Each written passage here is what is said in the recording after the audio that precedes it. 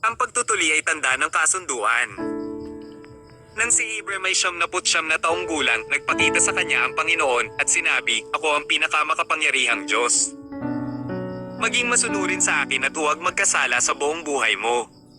Gagawin ko ang aking kasunduan sa pagitan mo at sa akin at pagpapalain ko ang iyong mga apo." Nang magkagayo'y lumuhad si Abraham at niyuko ang kanyang mukha sa lupa at sinabi ng Diyos, "Ito ang kasunduan na gagawin ko sa pagitan mo at sa akin, ipinapangako ko na ikaw ay magiging ama ng maraming bansa. Mula ngayon, hindi na Abraham ang magiging pangalan mo kundi Abraham dahil gagawin kitang ama ng maraming bansa. Pararamihin ko ang iyong mga lahi at ang ilan sa kanila ay magiging mga hari. Ang iyong mga lahi ay dadami at magiging mga bansa. Tutuparin ko ang aking pangako sa iyo at sa iyong magiging mga inapo bilang isang walang hanggang tipan. Ako ang magiging iyong Diyos at ang iyong mga inapo at ibibigay ko sa iyo at sa iyong mga kaapo-apuhan ang lupaing ito kung saan ka ngayon ay dayuhan. Ang buong lupain ng Canaan ay magiging iyong magpakailanman at ako ay magiging iyong Diyos." Sinabi ng Diyos kay Abraham, "Ikaw at ang iyong magiging mga inapo ay dapat ding tuparin ang kasunduan sa pagitan mo at ako. Ang mga lalaki sa iyo at sa iyong susunod na henerasyon ay dapat tuliin.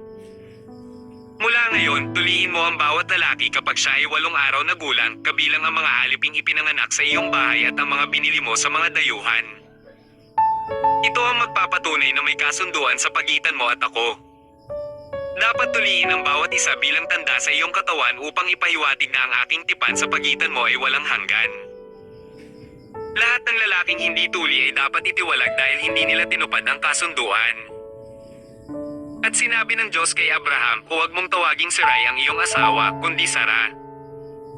Pagpapalain ko siya at bibigyan kita ng isang anak sa pamamagitan niya. Pagpapalain ko siya at gagawin kong ina ng mga bansa at magkakaroon ng mga hari mula sa kanyang mga inapo." Yumuko si Abraham sa lupa at tumawa kapag naiisip niya ito, makakaanak pa ba talaga ang isang-100 taong gulang? Mangganganak pa ba si Sara sa edad na 90? Pagkatapos ay tinanong niya ang Diyos, bakit hindi na lang si Ismael ang gawing tagapagmana? Ngunit sinabi ng Diyos, ang iyong asawang si Sara ay mangganganak ng isang lalaki at tatawagin mo siyang Isaac. Tutuparin ko ang kasunduan sa pagitan ko at sa kanya pati na rin ang kanyang mga inapo. Ang kasunduang ito ay walang hanggan. Narinig ko ang iyong kahilingan tungkol kay Ismael kaya pagpapalain ko siya at bibigyan ko siya ng maraming anak at mga inapo.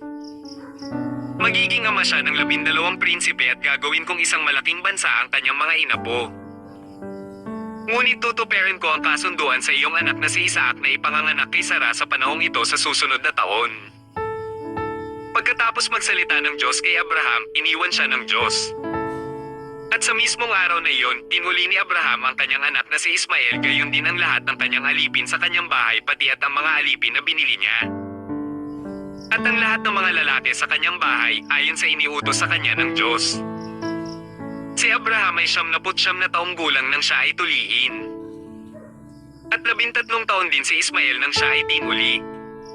Kaya ng araw na iyon sina Abraham at Ismael ay tinuli kasama ang lahat ng kanyang mga alipin.